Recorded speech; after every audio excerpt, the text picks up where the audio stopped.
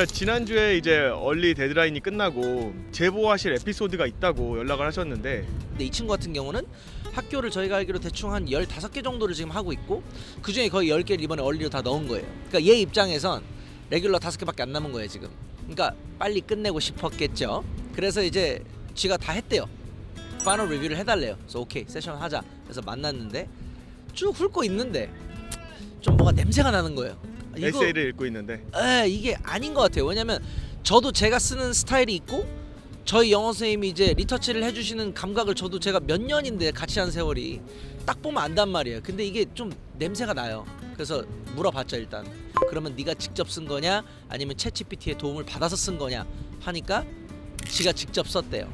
걔를 앞에 앉혀놓고 제 거 스크린 쉐어를 하면서 챗GPT 디텍터에 같이 돌렸어요. 근데 아니나 다를까 돌렸는데 100% AI가 나온 거예요. 글이 제가 체크한 게 총 6개의 글이었는데 그 중에 2개는 100% AI가 나왔고 2개는 80몇 % AI가 나왔고 하나는 뭐 60몇 % AI에 하나는 이제 믹스가 나온 거예요. 그러니까 다 썼다는 얘기예요. 챗GPT를 다 썼다는 얘기는 만약에라도 이게 대학 입장에서 이게 네가 챗GPT로 그냥 그대로 카피 페이스트 한 거를 알았다라고 했을 때 그 일로 인해서 어떤 결과를 초래할지를 우리가 모르는데 나아가서 지금 너의 미래의 문제인데 그거를 너무 쉽게 생각했던 것 같아요. 그러니까 빨리 끝내고 싶은 마음에 저는 제가 글을 써도 내 것도 거기다 돌려요. 왜냐면 혹시라도 분명히 나는 내가 썼지만 나의 양심이 중요한 게 아니고 저들이 혹여라도 이 글을 챗GPT 디텍터에 돌렸을 때 안 뜨는 게 중요한 거잖아요.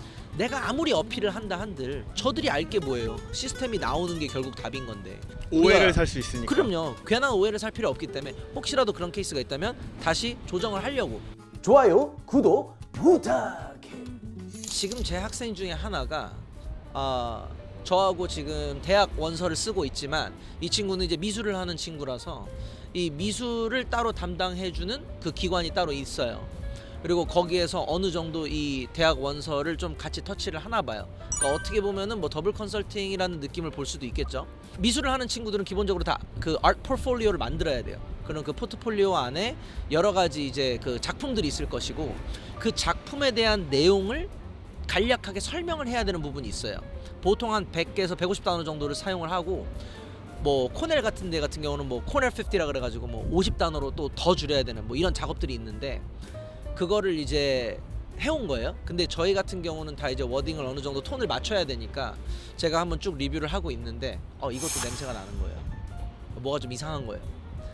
그래서 돌려봤더니 세상에 16개인가 17개 정도를 체크를 했는데 9개인가가 AI가 나온 거예요.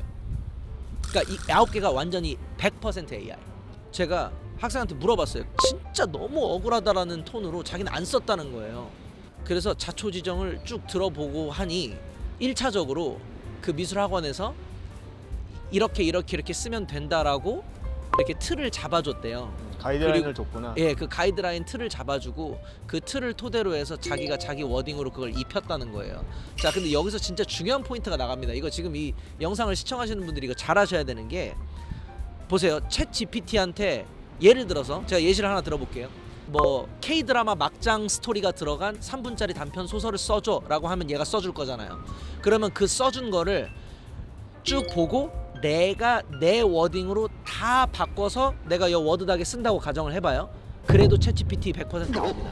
왜냐하면 이 베어본부터 이 아이의 뼈대부터가 챗GPT가 만들어낸 거기 때문에 그 스트럭처를 그대로 따라가면 내가 아무리 새로 리어딩을 해도 이게 뜨게 되어 있어요. 이 학생은 그걸 몰랐던 거예요.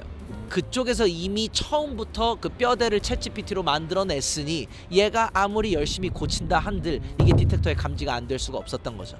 자, 그럼 이제 챗GPT가 어떻게 걸리게 되는지 한번 보여드리도록 하겠습니다. 일단 챗GPT에 먼저 들어갈 거고요. 커먼 앱에 있는 7가지의 프롬프트들 중에서 제가 2번 The lessons we learn from our obstacles 그것을 갖고 챗GPT를 한번 돌려보도록 하겠습니다.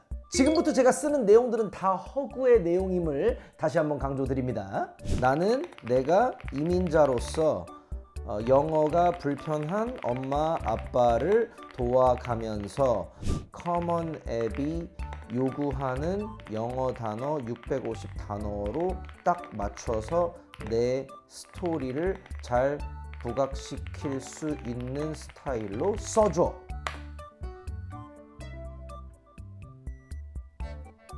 자, 보이십니까? 지금 얼마 되지도 않은 이 짧은 시간에 이 650 단어 에세이가 지금 챗GPT에서 만들어진 거예요. 자, 그럼 이제 여기서부터 시작입니다. 과연 이 에세이가 안 걸리고 저들의 마음을 뚫을 수 있을까? 검색창에 챗GPT 디텍터를 검색을 하겠습니다. 그러면 여기 보시는 것처럼 GPT-0, Zero-GPT 이렇게 두 개가 나옵니다. 아무거나 하셔도 상관이 없습니다. 저 같은 경우는 이 Zero-GPT로 한번 해보겠습니다. 자, 그래서 지금 이 에세이를 쫙 다 이거를 복사를 해가지고 여기 챗GPT 디텍터에다가 제가 붙여넣기를 해보겠습니다. 그리고 디텍트를 딱 누르면 자, 보이시죠? 바로 챗GPT 디텍터에서 감지가 된다라는 말씀입니다. 그럼 이제 여기서 의문이 드실 수 있는 게 아니 그러면 다시 챗GPT로 돌아가서 이 디텍터에 안 걸리게끔 다시 써줘 하면 될 수도 있지 않을까? 그 의문점도 바로 풀어드리도록 하겠습니다. 자, 다시 한번 가보시죠. 내가 방금 너가 써준 에세이를 챗GPT 디텍터에 넣어서 돌려봤는데 바로 AI가 쓴 글이라고 감지를 하더라고. 내가 보기에는 라이팅의 스타일이나 혹은 스트럭처 등이 너무 AI스러운 느낌이 많이 나서 걸린 것 같은데 그러면 이번에는 아예 챗GPT가 절대로 걸러낼 수 없는 스타일로 신경 써서 안 걸리게끔 다시 650 단어를 맞춰서 에세이를 써줘. 자, 뭐라 또 얘기를 하면서 다시 한번 요 에세이를 줬죠. 요 다시 써준 650 단어 에세이. 제가 분명히 얘기했습니다. 절대로 걸리지 않는 스타일로 다시 써달라고 분명히 얘기를 해서 그렇게 뽑은 글입니다. 이게 지금 다시 갑니다. 요 글을 이제 이렇게 복사를 해가지고 다시 여기 챗GPT 디텍터에다가 다시 붙여넣기를 한 다음에 자, 디텍터 한번 눌러보겠습니다.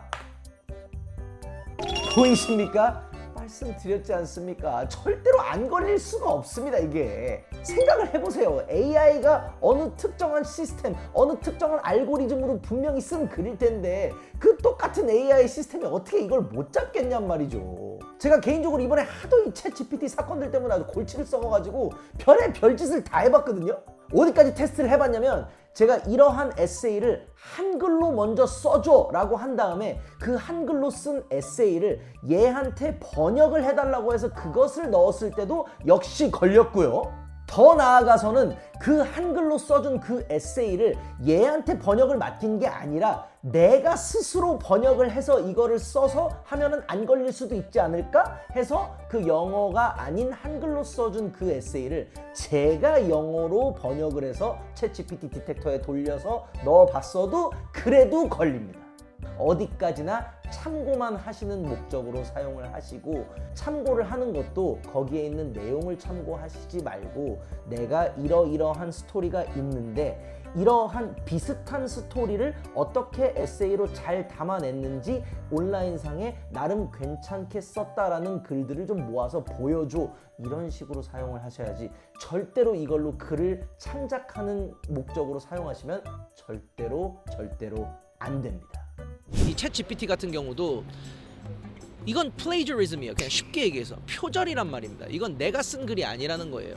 이것은 애카데믹 미스컨덕트로 우리가 간주가 되는 것이고 요즘에는 제가 사용하는 그 챗GPT 디텍터 이외로도 뭐 turnitin.com부터 해서 뭐 GPT-0부터 해가지고 디텍터들이 굉장히 많고 이런 에듀케이셔널 인스티튜션들은 더 어드밴스된 그런 챗GPT 디텍터를 사용을 할지 아무도 모르는 거예요. 그러면 이런 부분에 대해서 좀 심각하게 생각을 해보고 그 근처에도 가지 않는 게 저는 제일 현명한 선택이라고 생각을 합니다.